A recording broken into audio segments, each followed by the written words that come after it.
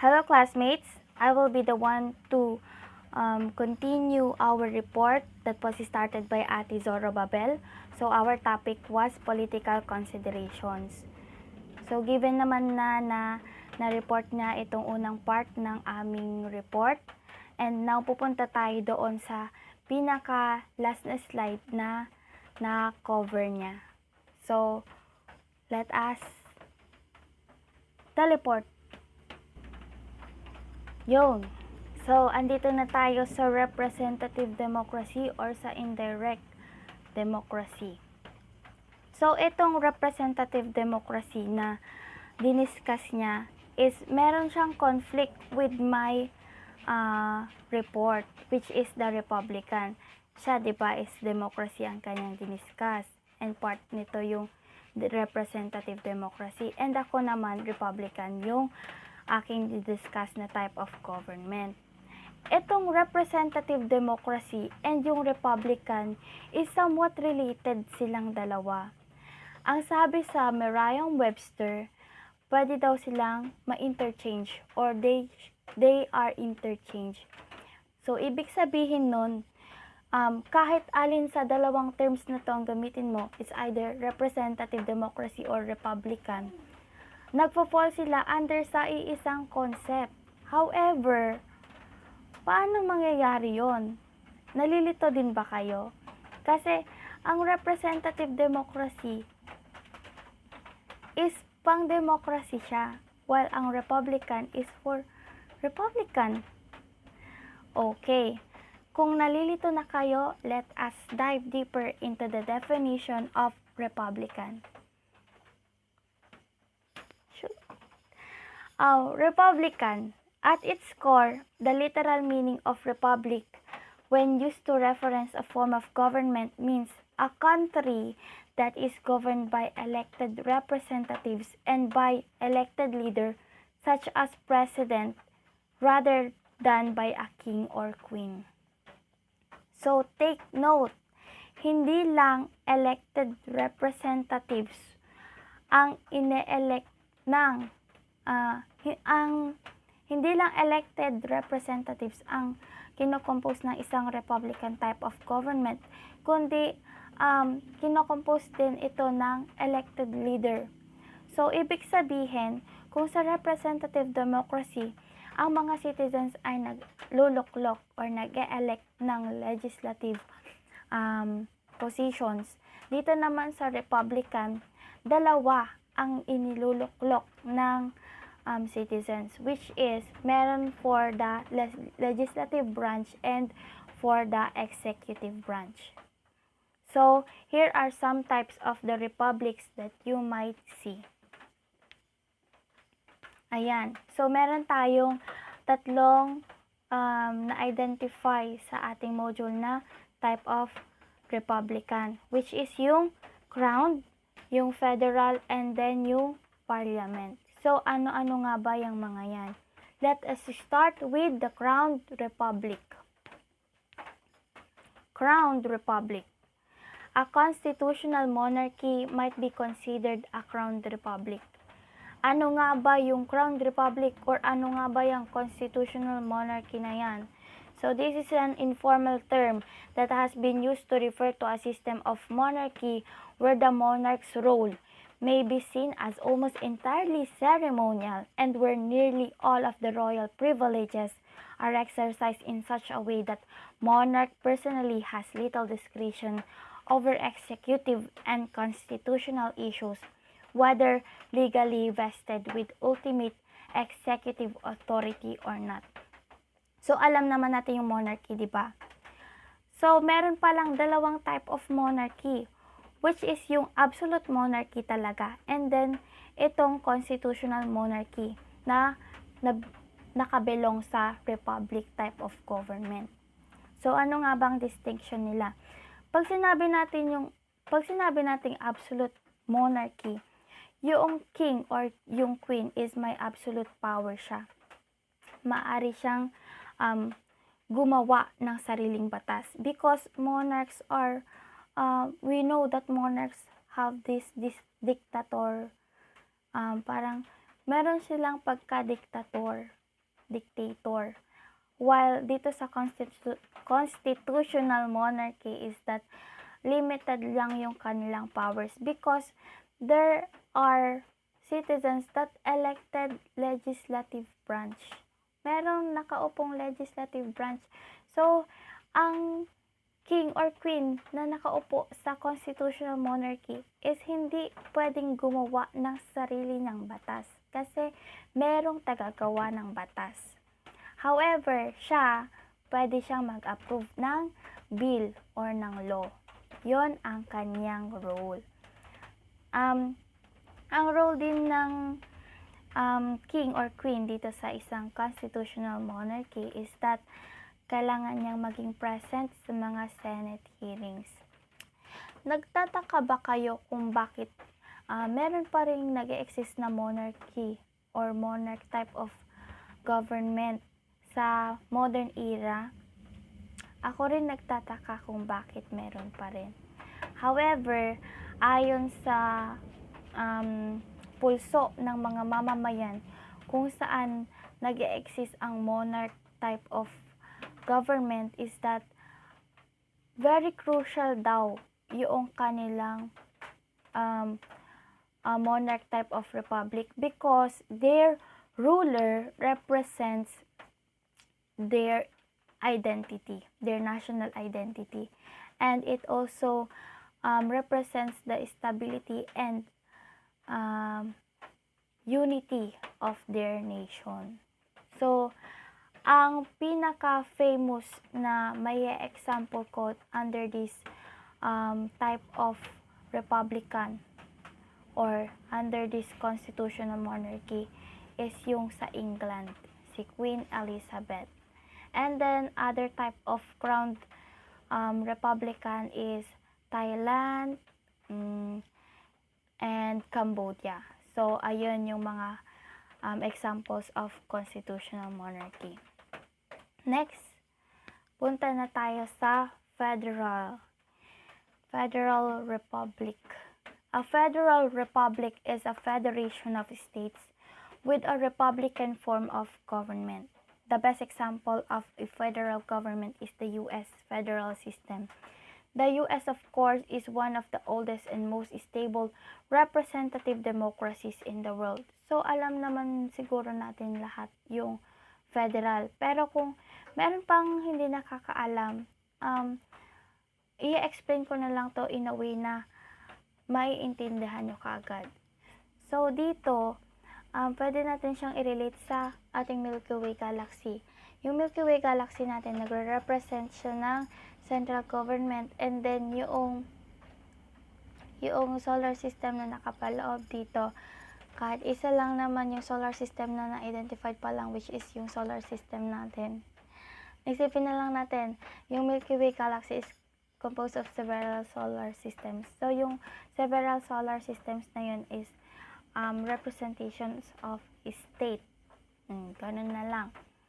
Ngayon, sa state, meron silang parang right na mag-modify ng kanilang or mag-amend ng kanilang administrative code, ng electoral code, ng revenue code, at ng local government unit code.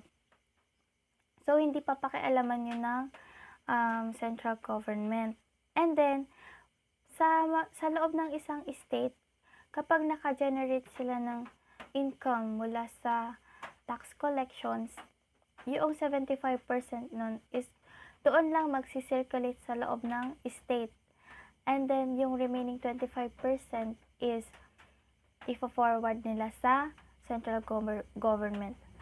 Imagine, yung halos 3/4 ng income ng state na yon doon lang mismo magsisirculate. So, ibig sabihin, sa federal state or sa federal type of government, madaling umasenso or madaling mag-progress ang isang state. Di ba? Ganda nun. So, ang pinaka-famous na may example ko dito sa federal is yung US federal system or yung United States of America. So, eto siya, para mas lalo nating ma-elaborate. The U.S. federal system. The U.S. is a federal republic in which a large central government coexists with smaller state governments.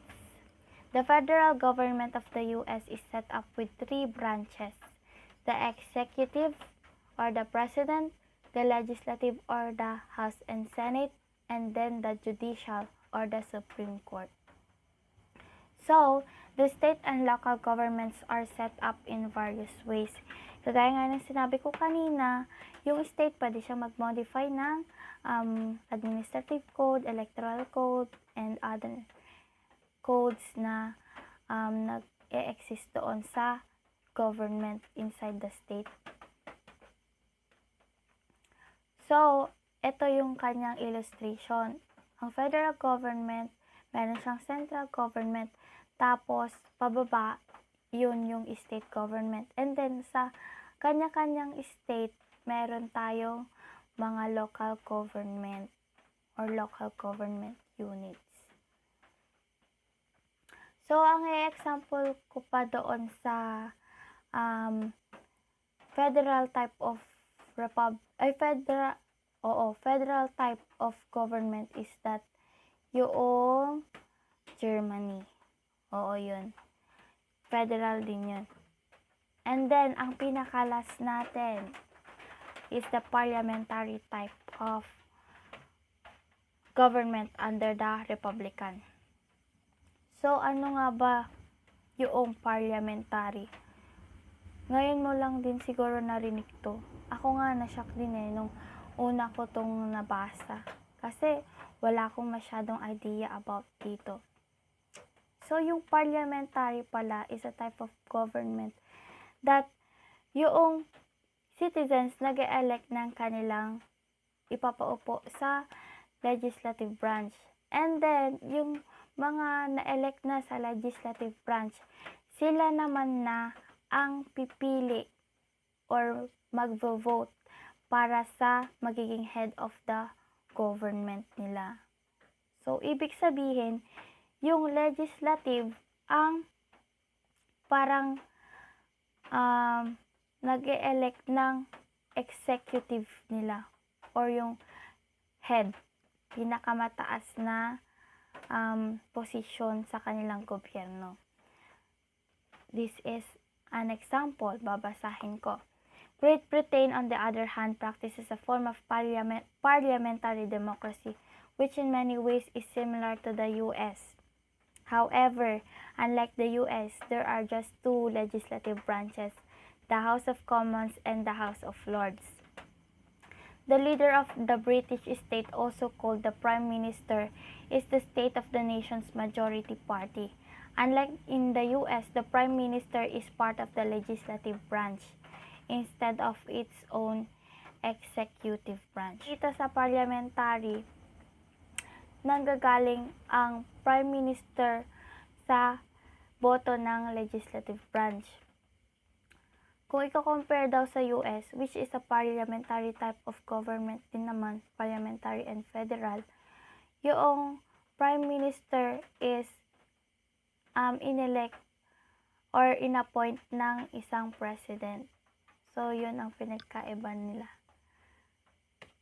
Basta, lagi mo lang tatandaan na kapag parliamentary, ang legislative branch ang mismong nag-elect sa pinaka-head of the government or doon sa executive. Or pwede rin naman na parang semi-presidential din na type of parliamentary, which is meron ng president, meron pang prime minister na manggagaling sa legislative branch. Yun. Ano nga ba tong House of Commons and House of Lords? So, yung House of Lords is, kasi siya, yung legislative branches is hinati sa dalawa. Bakit pa ako nabubulal? Which is yung House of Lords and the House of Commons. So, yung House of Lords is mas higher siya kaysa sa House of Commons. So, ano nga ba ang example ng parliamentary government? So, ang example nito is yung India, France, and Pakistan. Actually, hindi lang naman tatlo yung klase ng republic. Meron din tayong yung one party republic, yung semi-presidential, yung sinabi ko nga kanina, and then yung presidential. Ito yung presidential, ito yung uri ng government na meron tayo eh. Yung one party naman na sinasabi ko, ang example nun is yung North Korea, which is meron silang iisang leader. Ewan ko ba, bakit parang ang gulo ng government ng North Korea? Democratic yung leader nila. Tapos parang monarchy din kasi dynasty siya na ipapasa yung corona sa heiress or sa heir. And then, yun, dictatorial siya. Kasi siya ang may hawak ng military, ganun. So, yun lang. Never mind. Yung mga next reporter na ang magdi-discuss doon sa North Korea. So, bilang karagdagang kaalaman, alam niyo ba na may nakabinbin na panukala na yung government natin is gustong i-shift from democratic type or from republic to parliamentary or to federal. So, alam nyo na ba yon? Ako ngayon ko lang nalaman nung nag-research ako. Kung ikaw ang papipiliin, anong type of government ang pipiliin mo? So, ayun na. Dito na natin maire-relate yung political considerations. So, paano nga ba tayo, kung tayo yung magpo-put up ng business sa ibang bansa or internationally, paano nga ba tayo magsisimula? So, first, kailangan nating i-consider yung mga factors na pwedeng maka-affect sa pag-put up natin ng business. Una na dyan, yung type of government, yung relationship of the government with the business, and then, ano pa ba? Yung political risk. Yon ang pinakamatindi. Yung political risk talaga. Kasi, maaari kang mag-incur ng loss kapag hindi mo na-observe itong mga political considerations na ito. Alam nyo, para lang yan, sa panliligaw. Kung isa ka sa nililigawan, di ba hindi ka naman kaagad-agad pipili? Kasi kailangan mo muna i-consider yung mga negotiables, yung non-negotiables, kailangan mo muna i-observe yung kung ano bang green flag ang meron siya, at kung ano yung mga red flag, para magkaroon ka ng firm decision. Alam mo yun, yung tipong siguradong-sigurado ka na kayo yung compatible sa isa't isa, ganon. And then, kailangan mong mag-assess ng mga factors na yun para in the end, hindi ka magsisi at hindi mapahamak yung business mo. Alam mo yun, yung mag-incur ng loss, ganun. Yun lang. Thank you for paying attention. Bye-bye!